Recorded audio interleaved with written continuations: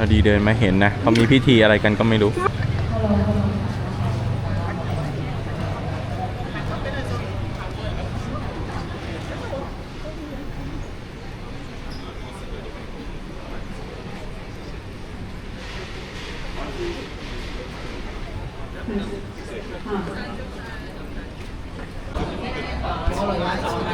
เนี่ยทุกคนเขาก็ทำพิธีไหว้ผมไม่รู้เขาทำพิธีไหว้อะไรกันแต่ก็มันก็จะมีการเนี่ยเชิดสิงโตด้วย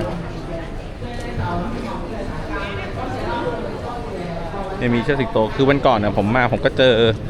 แบบนี้แล้ว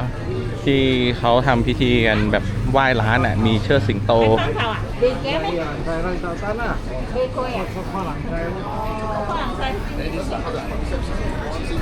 ผมเองก็ไม่แน่ใจว่าที่ประเทศไทยอ่ะเขายังทำพิธีอย่างนี้กันอยู่หรือเปล่าแต่มันก็คือศิลปะชนิดหนึ่งป่ะคือมันทำให้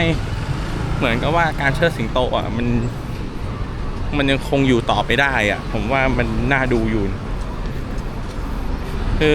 อย่างปัจจุบันเนี้ยคนไทยที่เขาเปิดร้านก็ไม่ค่อยเห็นพิธีพวกนี้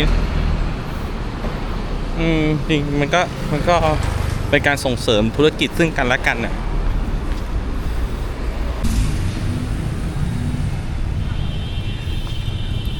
สวัสดีทุกคนก็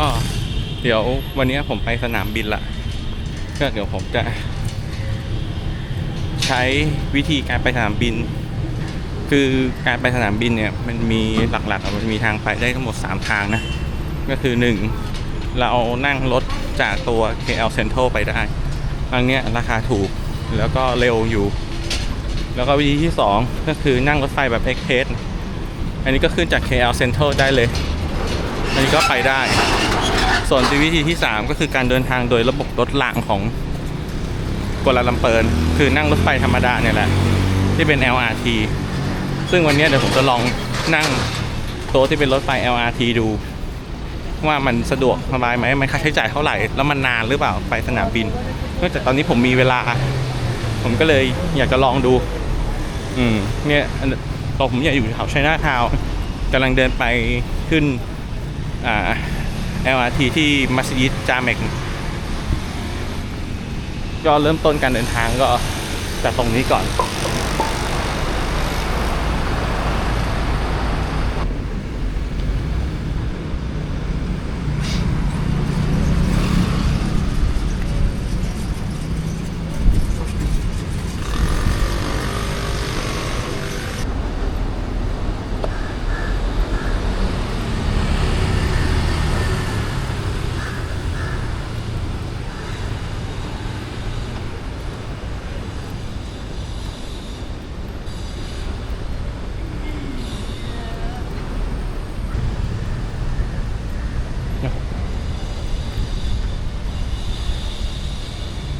นี่เราก็มาถึงตรง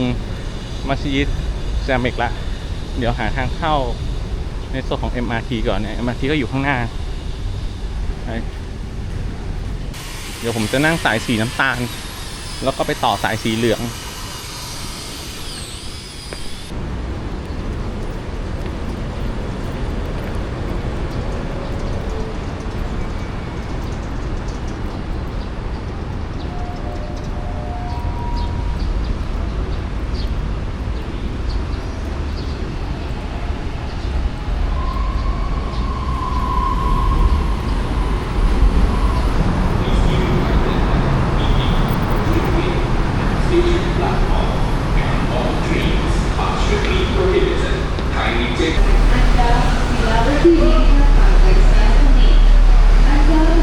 เดี๋ยว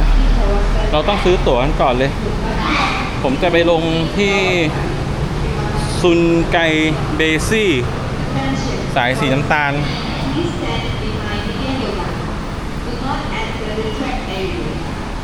นี่ไงสายสีน้ำตาลเดี๋ยวเราจะไปลงที่ไหนซุนไกเบซี่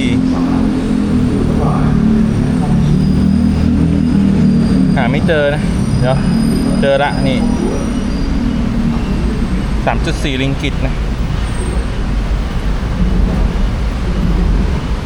เดี๋ยวผมซื้อตั๋วก่อน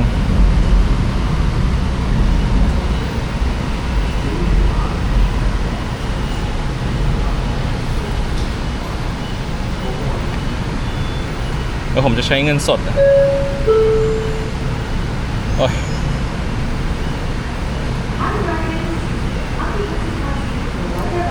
นี่นะ3.4นี่นะแคสเดินเข้าไปแล้วนะก็จะออกมาตรงนี้พร้อมตั้งทอนนี่นะไปต่อเลย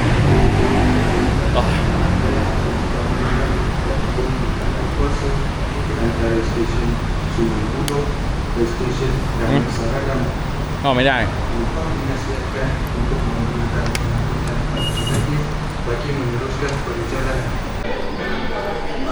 นี่นะเดี๋ยวเราดูป้ายเดี๋ยวผมจะไปที่สุไหงบาซื่อทำไมในนี้ไม่มีเราจะไปตรงนี้แล้วเดี๋ยวเราจะ change in station ไปสายสีเหลืองต่อSP16 นะ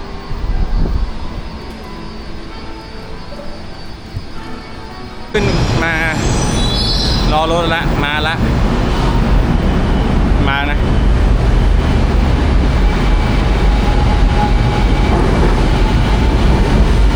โอเคเดี๋ยวผมขึ้นรถก่อน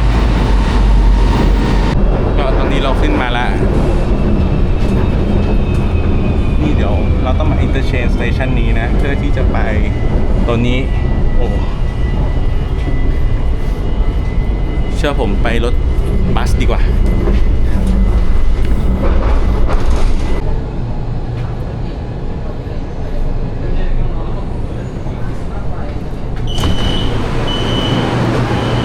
ตอนนี้ผมว่ามา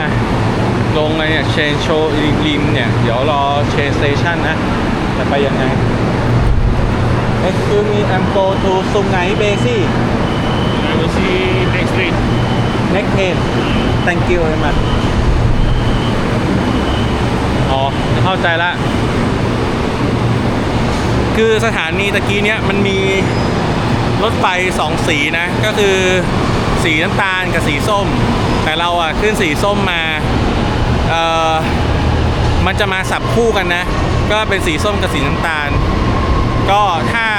ขึ้นสีส้มมาเนี่ยก็จะต้องมาลงตรงผมนี่แหละ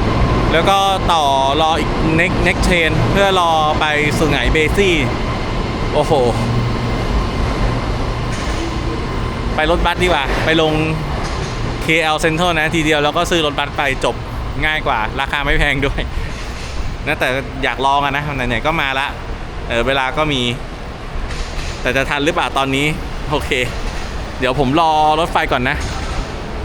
มีอีกเรื่องทุกคนดูบนพื้นด้วยนะมันจะมีบอกอยู่ว่าเฮ้ยตรงไหนมันเป็นเลดี้เป็นอะไรอย่างเงี้ยอย่าเข้าผิดผมก็ไม่รู้ว่ามันจะมีปัญหาหรือเปล่าแต่ก็เราเป็นนักท่องเที่ยวเราต้องเคารพกฎเขาหน่อยนะ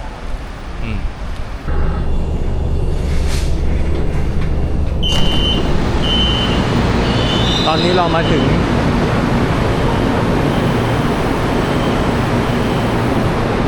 สุไหงเบซี่ละเดี๋ยวเราจะไปต่อรถกันอีกสายหนึ่งนะสายสีเหลืองเพื่อที่จะไปพุทราจายานี่นะมีป้ายบอกอยู่คนเดินตามป้ายไปเลยเราจะไปต่อสีเหลืองต่อ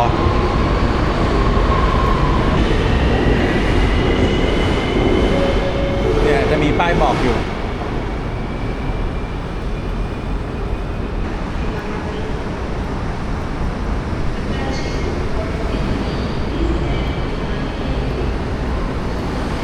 อันนี้เดี๋ยวเรามาดูแพลตฟอร์ม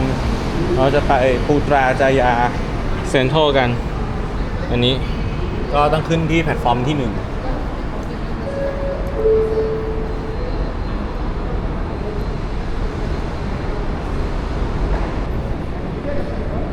ผมต้องออกไปซื้อตั๋วใหม่ป่ะเนี่ยเพราะผมไม่ได้ซื้อไปใช่ผมไม่ได้ซื้อไปที่ปูตราจายาเซ็นทรัลผมต้องออกไปซื้อตั๋วเพิ่มผมซื้อแค่มาลงที่นี้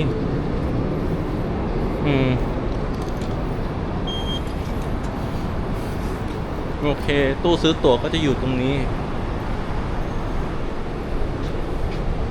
ไม่ใช่ไม่ได้ซื้อตรงนี้ เดี๋ยวผมหาก่อนปรุตาจายานะ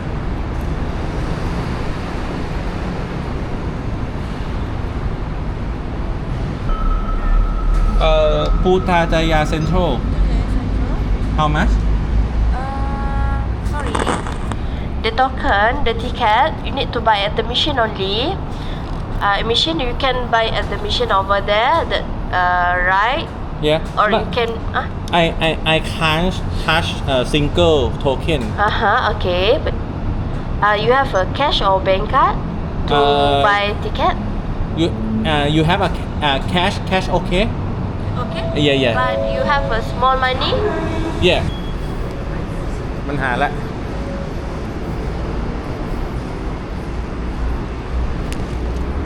มันให้มีการ์ดอ่ะ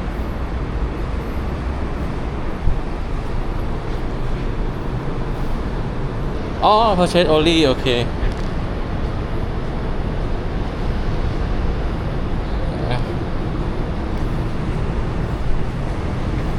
ปุตาจายาปุยูปุตาจายาเซ็นทรัลอ่ะ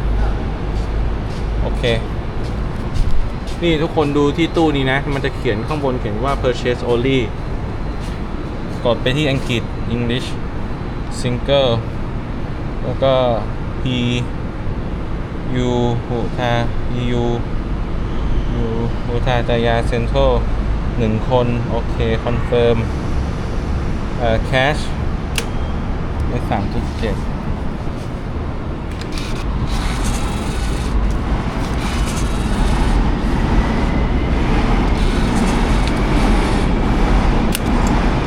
อ๋อได้แล้วนะ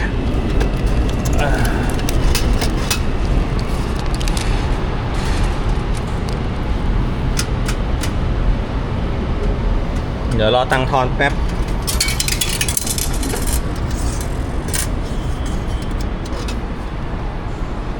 อย่าลืมนะถ้าตอนซื้อมันไม่ได้เพื่อนดูข้างบนด้วยมันจะมีป้ายไฟบอกว่าอันไหน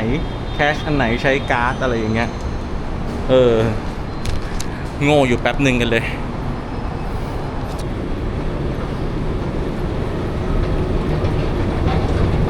เราไปแพลตฟอร์ม 1กันนะทุกคน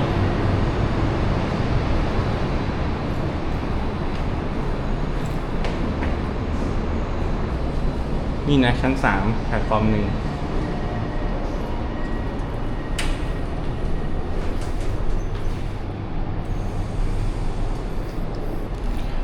เป็นการเดินทางที่กลับมาเหนื่อยเฉยที่จะไปสนามบินแต่ชิวๆ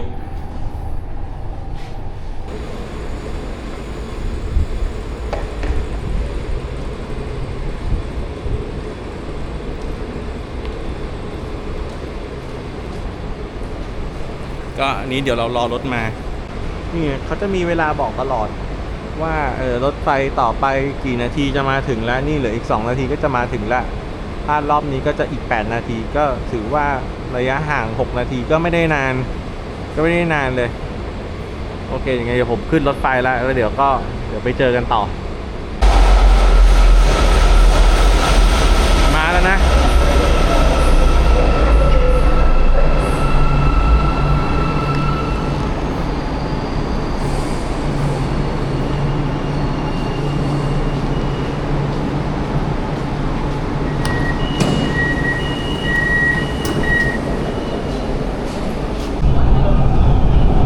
ผมนั่งรถไฟฟ้ามาคนแต่ดูนี่สิเนี่ยมันเป็นอย่างนี้ตลอดทางเลยนะมันจะแบบเป็นป่าเป็นเขาเป็นอยู่ใจกลางเมืองเงี้ยมีตึกสูงมันดูมันไม่แห้งแล้งมันมีแต่ป่าเขาเราก็ทำได้นะเนี่ยนะมีแต่ป่าเนี่ยแล้วก็ตรงนู้นก็เป็นเมืองเนี่ยแล้วนี่เป็นป่าล้อมเมืองมันจะเป็นอย่างนี้ตลอดทุกเส้นทางเลยนะเขาทำได้ All passengers are required to disembark at this station.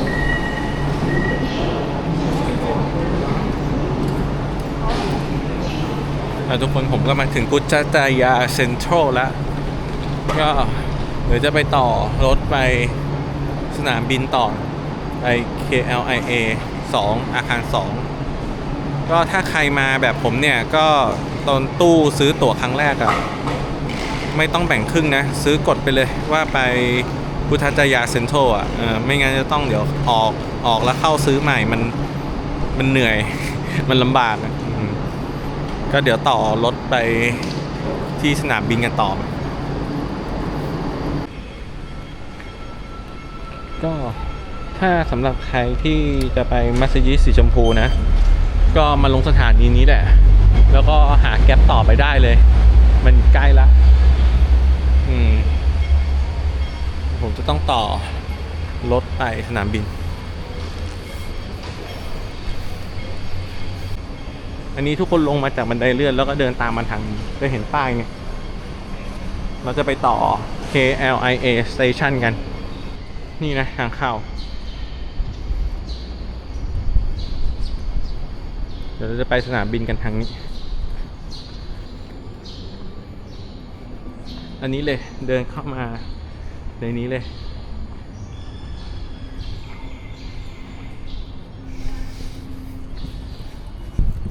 ก็เหตุผลที่ผม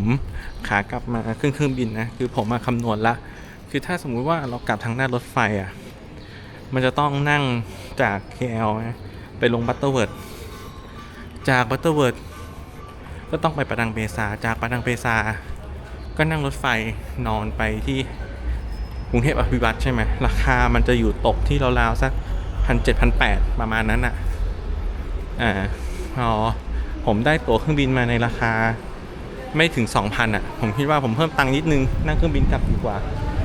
มันน่าจะสะดวกกว่าเดี๋ยวเราซื้อตั๋วก่อน อันนี้นะเครื่องซื้อตั๋วเนี่ยเดี๋ยวลองกดดูแต่ว่ามันไม่มีหย่อนเงินสดนะผมอยากใช้เงินสดในกระเป๋าให้มันหมดอ่ะมันสามารถใช้ได้เปล่าวะแคชเลสจริงด้วยเป็นแบบระบบแคชเลสนะทุกคนต้องใช้บัตรซื้อจริงด้วยเป็นระบบแคชเลสนะเราจะไปที่นี่นะโอเคเราเป็นตู้อย่างนี้นะอันนี้นะกดไปที่ Buy Ticket แล้วเลือกไปที่ KLIA T2 แล้วก็ Proceed ไปแล้วก็เลือกไปที่ Debit Card แล้วก็เสียบเข้าไปเลยนะนี่เสียบเข้าไปตรงนี้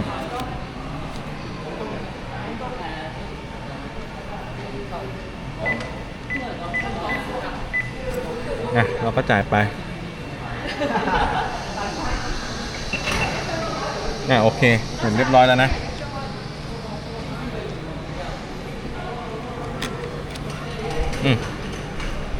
เดี๋ยวรอก่อนโอเคมาแล้ว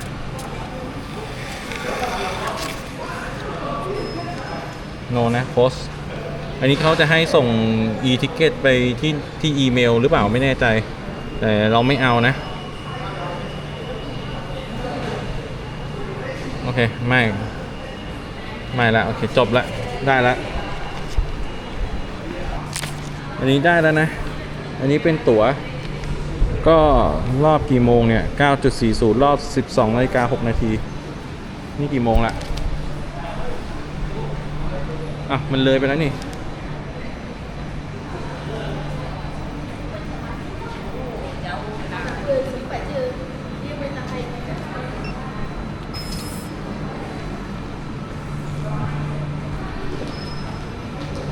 เดี๋ยวดูป้ายนะเดี๋ยวเราไปแพลตฟอร์ม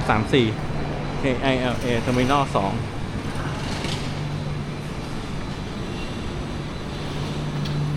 เดี๋ยวรอให้เขาขึ้นก่อนก็ตอนนี้ผมก็มารอที่ตัวแพลตฟอร์มที่บอกแล้วที่เราจะเดินทางไปคือ KLIA นะมีคนก็มารอกันเต็มเลย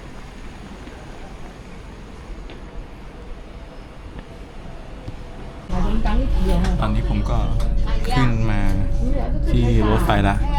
ก็เดี๋ยวสรุปค่าเดินทางให้ฟังก็รอบแรกนะสายแรกก็อยู่ที่ 3.4 อันที่2อยู่ 3.7 แล้วก็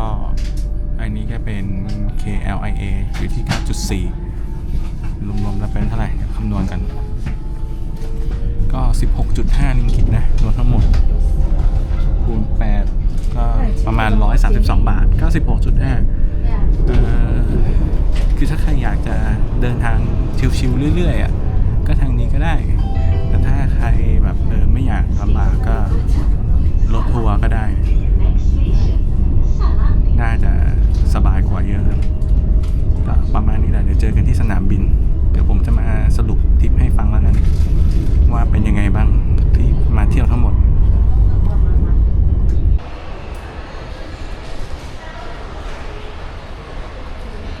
แอร์เอเชียเยอะมากก็ตอนนี้ผมเองก็มาอยู่ที่สนามบินละเดี๋ยวการเดินทางที่มาตะกี้เนี้ยใช้เวลาก็2 ชั่วโมงก็ใครที่จะมาด้วยวิธีเดียวกันเนี่ยก็เผื่อเวลาไว้หน่อยนะ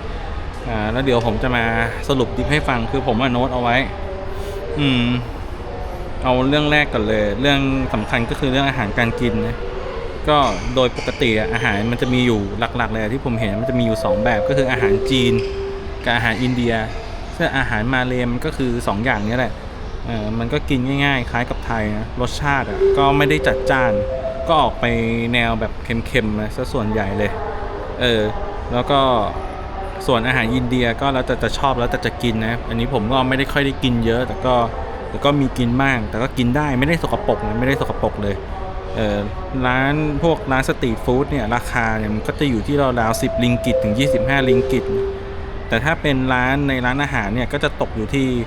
30-60 ริงกิตแล้วแต่เงินในกระเป๋าของทุกคนส่วนเรื่องการเดินทางเนี่ยถ้าใครไปหลากหลายที่หมายถึงข้ามเมืองแล้วก็เดินทางการเดินทางเนี่ยมันค่อนข้างสะดวกเพราะว่าในจุดแต่ละจุดเนี่ยไอตัวสถานีมันอินเตอร์เชนจ์กันดีอย่างเช่นแบบผมมารถไฟใช่ไหมก็ในสถานีก็จะมีต่อรถทัวร์มีอะไรอย่างเงี้ยมีอินเตอร์เชนจ์ค่อนข้างดีมันคอนเนคกันหมดก็การเดินทางในแต่ละเมืองที่ผมไปนะผมก็เริ่มต้นจากปีนังก่อนเมืองนี้หลักๆผมใช้รถบัสเป็นหลักเลยค่าเดินทางก็จะอยู่ที่ประมาณ 1.4 ริงกิตถึง2 ริงกิตส่วนในจอร์จทาวน์เนี่ยเดินเอาเพราะว่าไม่ได้นั่งรถฟรีหรืออะไรนะผมเดินเอาเพราะว่าเมืองมันไม่ได้ใหญ่มากส่วนอิปโปเนี่ยผมเองก็ไม่ได้ไปรอบนอกนะจริงๆรอบนอกมันก็มีเยอะที่อิปโปมันก็จะมีแบบพวกธรรมชาติอะไรอย่างเงี้ยก็แล้วแต่เพื่อนที่จะไปแล้วแต่ความชอบแต่ผมไม่ได้ไปผมก็ใช้เดินเป็นหลักแต่ไม่แนะนำให้เดินนะเพราะว่ามันไกลจากที่ผมพักกับเมืองมันไกลมากเลยก็ประมาณโลกว่าๆอะไรเงี้ยถ้าเพื่อนเดินมา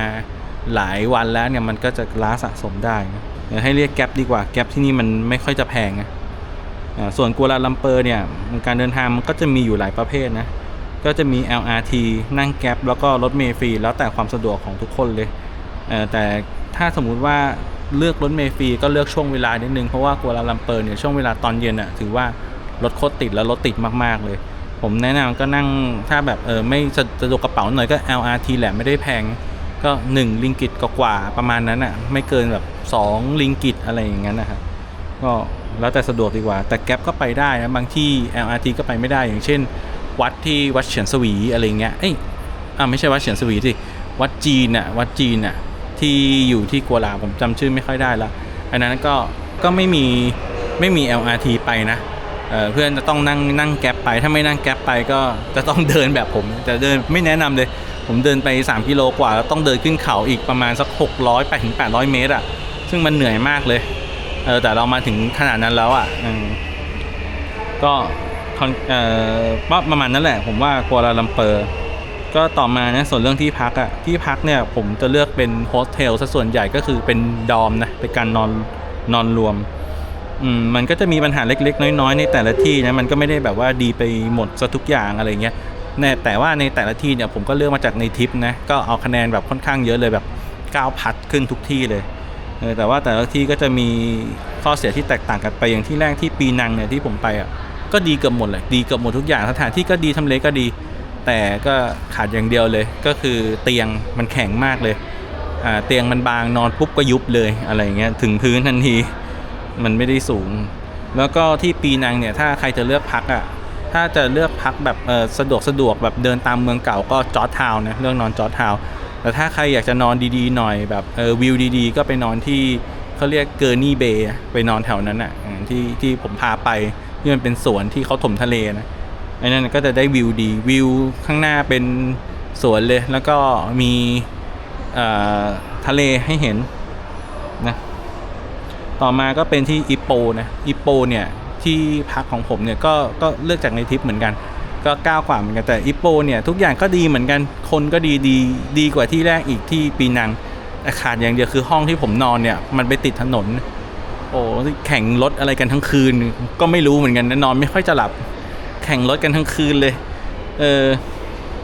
ก็ติดแค่ตรงนี้แต่ว่าไปได้นะคนที่จะตามก็ไปได้เพราะว่ามันราคาไม่แพงแต่ว่าก็รีเควสเขาหน่อยว่าเอาห้องที่แบบอยู่ด้านโซนด้านหลังไม่เอาโซนติดถนนอันนี้ก็จะดีหน่อย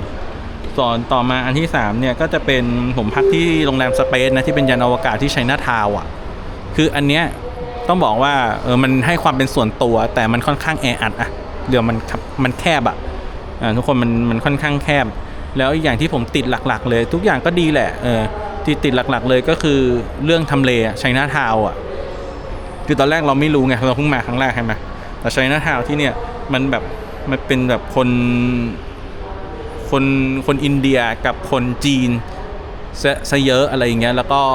ตัวโรงแรมเองข้างล่างเขาจะมีแบบพวกโฮมเลดมาตอนกลางคืนก็ถ้าใครเป็นผู้หญิงหรือเด็กเล็กอะไรเงี้ยผมก็ดูว่าจะไม่ปลอดภัยในตอนกลางคืนถ้าส่วนใหญ่อย่างผมเดินอยู่ก็ยังมีแบบตะโกนแซวอะไรอย่างเงี้ยแต่ผมไม่รู้ว่าแซวหรือเปล่าผมก็แปลไม่ออก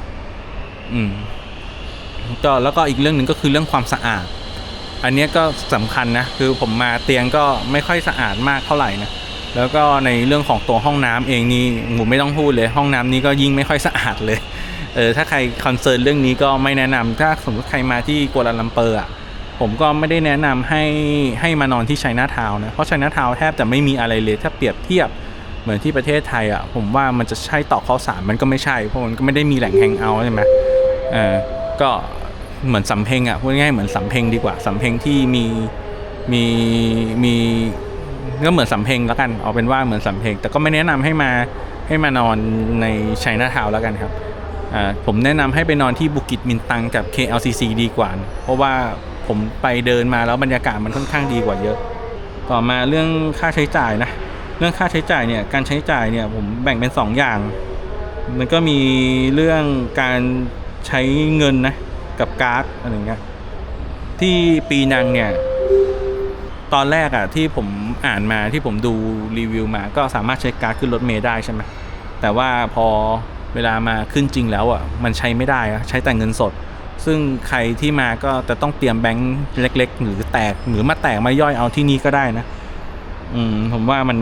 ก็ถ้าใครที่คิดจะขึ้นรถเมล์นะแต่ถ้าใครที่จะใช้แก๊ปเนี่ยก็ผูกบัตรมาเลยง่ายสะดวกกว่าเยอะเลยผูกบั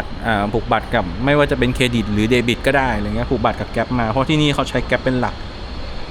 แล้วก็